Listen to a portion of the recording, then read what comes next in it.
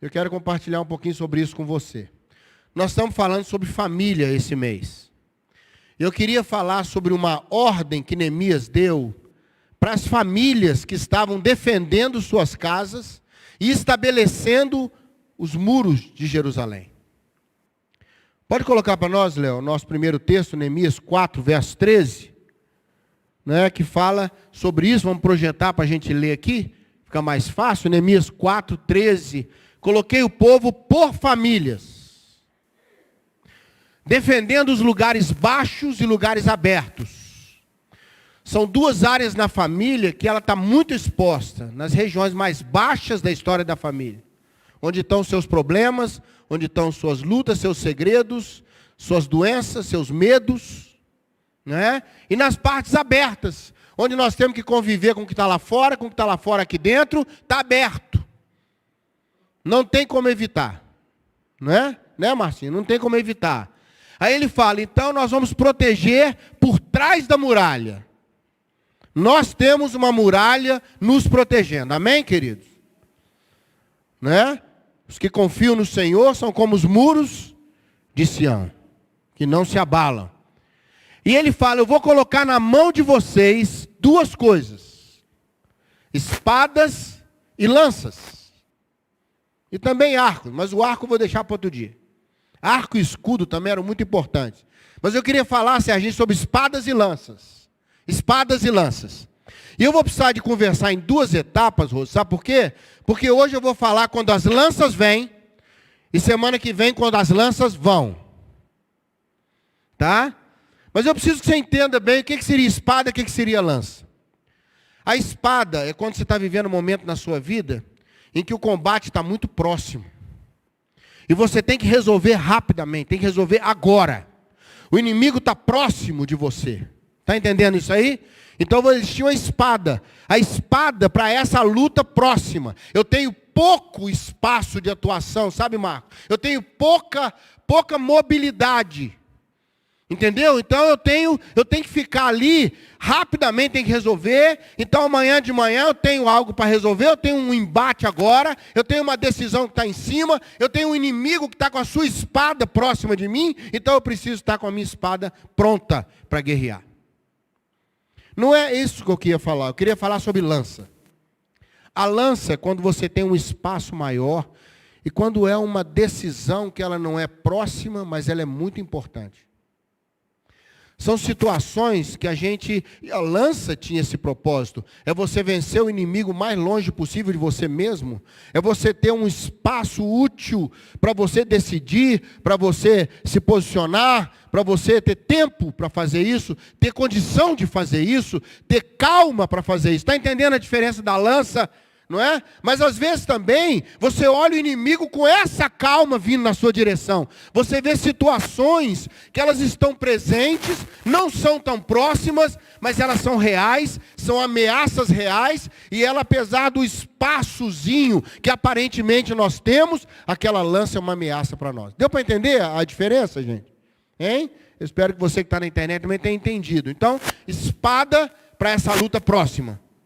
Lança, quando a coisa se estende, ou quando ela não tem que ser hoje ou amanhã, mas ela está presente, quando é uma realidade que eu vou ter que derrubar ou ser derrubado, então ela está ali. É um problema com o filho, é um problema com o cônjuge, é uma realidade em volta, é uma situação, entende, Sandrinha, que a gente está vivendo, você fala, meu Deus, ou eu venço lá, ou lá me vence aqui. Eu queria falar um pouquinho hoje, porque o inimigo, ele tem um interesse enorme em que a gente não tenha espada e não tenha lança. Coloca o segundo texto para mim, só para a gente assentar isso. 1 Samuel 13, 19, Léo, por favor. Depois nós voltamos para Neemias. Em toda a terra de Israel não havia um único ferreiro. Os filisteus conheciam a metalurgia, sabiam mexer com ferro, sabiam manusear armas.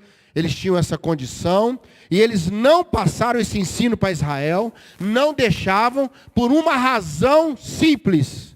Olha o que o inimigo quer: que nós não tenhamos espadas e que nós não tenhamos lança. Entende isso? Entendeu, Hélio? O inimigo não quer que eu tenha condição de resolver minhas coisas em cima e nem tenha condição de resolver meus desafios que estão aí presentes. Eu sei que eles são reais, apesar de eu ter uma certa mobilidade e distância, eles estão presentes. O inimigo não quer que eu tenha nem espada e nem lança, mas em nome de Jesus, nós vamos ter espada e nós vamos ter lança. Nós vamos ter condição de resolver as coisas em cima e resolver as coisas mais longas que estão em andamento, que têm que ser resolvidas. Tem que ser resolvidas. Tinham lanças de 5 metros, tinham lanças de 3 metros, 2 metros, tinham chamados dardos, que eram lanças curtas. Eu não sei o espaço que você tem, não sei o tamanho da lança. A lança de Golias era enorme, comprida, pesada. Outras lanças não tinham que ser compridas, mas ela precisa me dar um espaço. Às vezes o que você precisa é só um espaço, é só um recurso, é só uma condição de ter paz, de ter uma paz, uma condição em volta de respirar pelo menos. Eu queria pensar com você 3 tipos de situações que nós vivemos com relação à lança quando vem. E aqui Deus precisa nos dar muita sabedoria. E o contexto que eu quero trabalhar é família. É família mesmo. É relação com nossa família, relação com nossos parentes. É o contexto, esse mês, nós estamos debruçados em pensar família biblicamente. Estamos juntos aqui, queridos? Amém? É sua história. Família é seu legado. Família é o que veio antes de você e o que você vai passar para frente. Os chineses têm um ditado que ele fala: a árvore que os pais plantam é a sombra que os filhos terão. Deixa eu repetir para você. A árvore que os pais plantam hoje é a sombra que os filhos terão amanhã. Tem uma igreja que ela lançou um ministério em cima desse provérbio chinês chamado Estendendo a Sombra sobre Nossos Filhos. É um ministério de família. Estendendo a sombra. É o pai que tem o trabalho de plantar a árvore, de ver a árvore crescer, de cuidar da árvore, para depois o filho e a filha poder ter onde ter sombra. E em nome de Jesus, você vai construir uma árvore bonita e vai ter sombra para os seus filhos depois. Eles não vão morrer no sol. Amém, Salvador? Não vai morrer. A árvore que os pais plantam é a sombra que os filhos terão. Eu e você tivemos sombras porque nossos pais, né, Ari, fizeram árvores.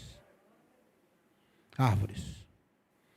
Principalmente o nosso Pai Celeste, que fez uma árvore tão grande e deixou sobre nós a sombra do Altíssimo. Amém? O justo é árvore plantada. A árvore produz sombra. Uma vida melhor para quem vem depois. Tem 3 situações na Bíblia, eu queria trabalhar com calma, porque semana que vem eu quero falar quando é a nossa vez de se posicionar com a lança e tomar as decisões. Mas hoje eu queria falar quando as coisas vêm para nós. Quando a lança vem, quando é uma situação estendida, e nós estamos vivendo esse tempo agora de lanças. A pandemia tem sido uma época de lanças. Mais do que de espadas. Um momento ou outro nós temos que nos defender, puxar a espada e lutar. E tomar decisões, às vezes, ou ser estocado por lanças, por espadas. O inimigo também tem espada e tem atacado a gente. A primeira delas que eu queria pensar é Davi. Se você quiser colocar o texto, Léo, agora você vai precisar ser um pouquinho mais rápido aí. É pertinho aí, 1 Samuel 19, verso 10. 1 Samuel 19, verso 10. Eu estou fazendo questão de pôr o texto, eu quero trabalhar isso com bastante calma, porque, irmãos, isso é muito importante que eu estou passando para você hoje. Amém? Isso pode ajudar você a tomar boas decisões. Saul tentou encravar Davi na parede, mas ele se desviou e a lança encravou na parede. E Davi fez o quê? Davi fez o quê? Como dizia minha mãe, perna para que te quero.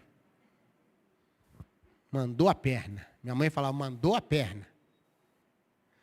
Meu irmão, tem coisa que vai vir para você, é desviar e seguir em frente. Deixa eu repetir.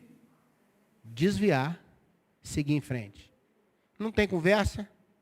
Ele não mandou a lança para assustar Davi, não. As paredes eram de pedras com terra, sabe? E para essa lança cravar na parede, meu irmão, ela veio com muita força. Né? Ele veio com muita força. Tem situação que o inimigo vai lançar contra você, ela está vindo, ela vem de um jeito, vem de outro. Meu irmão, desvia e foge. Deixa eu repetir, desvia e foge. Se Davi tivesse aqui, ele falava, ó, faz como eu, se manda. Não vai perguntar por que jogou a lança, não estica o assunto, porque onde vem uma lança, vem a segunda. E talvez na segunda te acerte. Estamos juntos aqui? Tem situação que a sabedoria diz, ó, desvia. Jesus mais de uma vez vieram falar com ele, ele foi embora. Tá ruim? Deixa eu pegar embaixo. Tá dando? Ah, tá. Não pegar em cima. Pega em cima. Tá bom. Eu e minha luta com esses negócios. O Léo que me salva ali, né? Vivendo e aprendendo. Tá? Então veja bem, tem situação que vai vir, vai chegar em você, é conversa, é ligação, é apresentação de situação, é uma proposta, é um desafio. Meu irmão, desvia e segue a sua vida.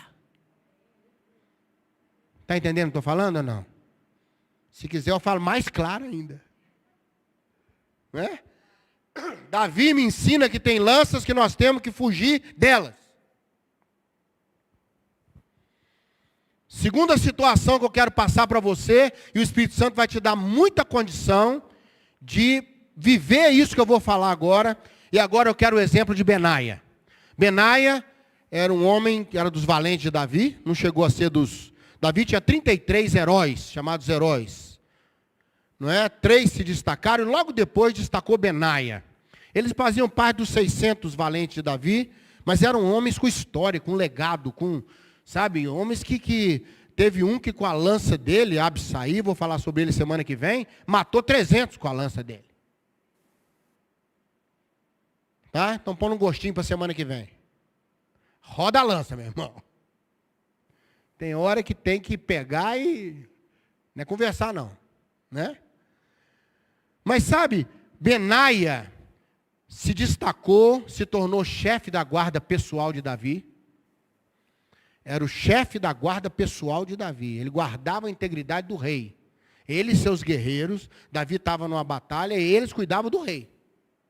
E depois ele se tornou general de todo o exército de Salomão. Ele começou cuidando da relação pessoal com o rei e depois passou a cuidar da obra ligada ao rei.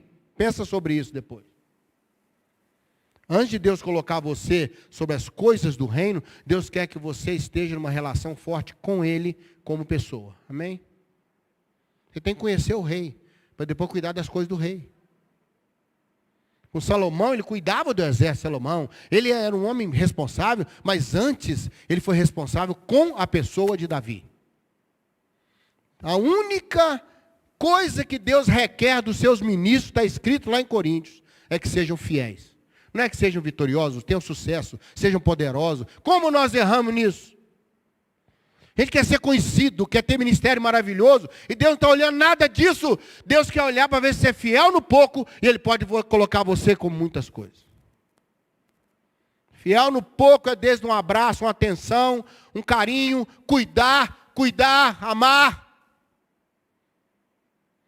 Um menino estava na praia, uma criança estava na praia, e um monte de estrelas do mar foram lançadas assim, pelas zonas, e elas começaram a... ia morrer aquilo tudo, a praia ficou cheia de estrelas do mar, e estava aquele menino com o pai dele, aí ele pegou uma estrela do mar rápido e jogou no mar e salvou. Aí o pai falou, como é que você vai fazer? A praia está cheia de estrelas do mar. Ele falou, eu não sei, essa eu salvei. Se a gente ficar olhando a praia, nós não vamos salvar nada. Se a gente pegar a estrela do mar mais próxima e salvar, a gente fez alguma coisa. Eu não posso mudar o mundo, mas eu posso mudar o mundo de alguém que estiver perto de mim. Eu não posso resolver o problema de todo mundo, mas eu posso ajudar quem está perto de mim. Está entendendo isso aí? Ou não? Esse Benaia foi um guerreiro extraordinário. E ele fez uma coisa, pode colocar, querido. Nem te falei ainda, né? 2 Samuel 23, 21. Eu estou pondo os textos que eu quero assentar biblicamente. 2 Samuel 23, 21. Ele matou um egípcio, grande estatura, egípcio grandão. É mundo grandão, meu irmão. Não é mundo pequeno, não. Egito é o mundo. O egípcio trazia na mão uma lança e atacou Benaia. Mas Benaia o atacou com um cajado. Tomou a lança do egípcio e matou o egípcio com a lança.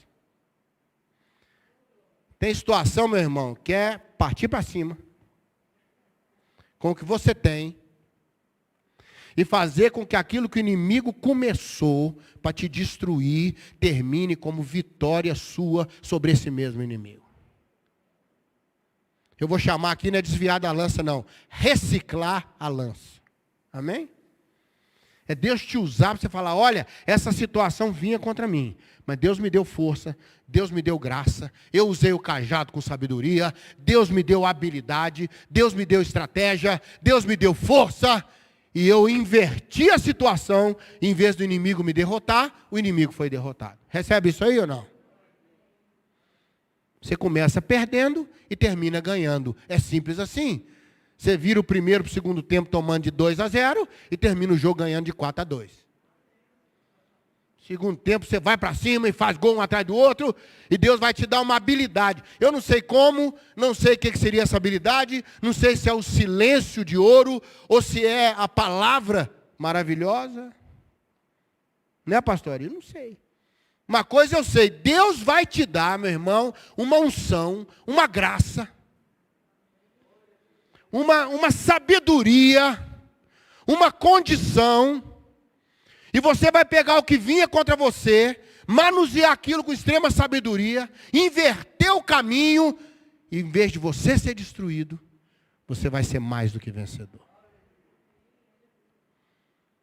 Tem lança que você tem que desviar e segue caminho. Vida que segue. Tem lança que não é desviar, não é coisa nenhuma não, irmão. É partir para cima e falar, vem coisa grande. Pode vir coisa grande, porque maior é quem está em mim. Terceira lança. E agora eu vou lá para o Novo Testamento, João 19, verso 34. João 19, verso 34. Um dos soldados abriu o lado de Jesus com uma lança. E logo saiu água e sangue. Tem situações que você vai aceitar a lança por um propósito maior. Como Jesus fez naquela cruz. Por amor a Jesus. Você vai aceitar a lança. Vai dizer, ó Deus, nada vai doer mais em mim do que doeu no Senhor. Por que eu estou te falando isso? Porque às vezes é perdendo que se ganha. Virou até a oração de Francisco de Assis, né? Eles falam que é de Francisco de Assis, não há comprovação. Dizem que é dele. É dando que se recebe. É perdendo muitas vezes aquela canção linda da Heloísa Rosa, que ela canta, não é? Há um lugar. Ela fala, há um lugar que onde se perde é que se ganha. Às vezes, a lança vai entrar em você e todo mundo vai achar que você foi ferido, que você perdeu. Mas aquela ferida vai glorificar o nome do Senhor. E sabe o que diz a palavra? O Deus que permite a ferida é o Deus que sara a ferida. O Deus que faz a ferida é o Deus que sara a ferida. Muitas vezes não é desviar da situação, não é enfrentar a situação, é aceitar a situação e crer que Deus fará o melhor no meio de tudo isso. Quem recebe essa palavra hoje? Pastor, quando é que eu vou saber qual lança que é? Não faço a mínima ideia. O Espírito vai te orientar. Fala, ó, essa lança é para desviar. Essa lança é para enfrentar. Essa lança é para aceitar. Porque eu tenho um propósito maior depois disso. Paulo fala, se o inimigo soubesse, de verdade, o que representava a crucificação de Jesus, nunca, Paulo diz, nunca ele teria crucificado o Rei da Glória. Eu acho que quando o diabo ia festejar, né? Mas peraí, o diabo parou, peraí, quando Jesus falou, tetelestai, entregou o Espírito, que é uma expressão grega, que significa, não é? Está quitado. Não é consumado, não. A tradução literal é, está quitado. Aí o diabo entrou em pânico. Ele não está sendo morto, não. Ele se deu para morrer. E agora ele pagou a conta de todo mundo.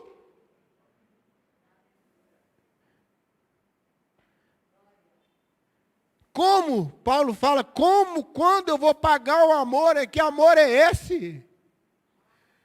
Que levou o Senhor a abrir mão da sua posição na glória. Esvaziar-se da sua glória, Paulo fala. Vim nessa terra, tomar forma de servo. E servo de cruz. Por isso a gente canta, porque ele vive. Posso crer? Porque para desespero completo do diabo, o diabo falou, pelo menos ele morreu. Ele vinha procurando saber quem é Jesus desde a época do Jardim do Éden. Quem será o Cristo? Quem será o Cristo? Ele ficava tentando. Ah, deve ser esse, deve ser aquele. E ele ficava, não é? Ah, deve ser Moisés, tem que matar Moisés quando é criança. Tudo que vinha ele achava, deve ser esse, deve ser esse, deve ser esse. Não é? Mas Jesus veio. E para desespero do diabo, no terceiro dia, ele rompe da morte. E vive para sempre.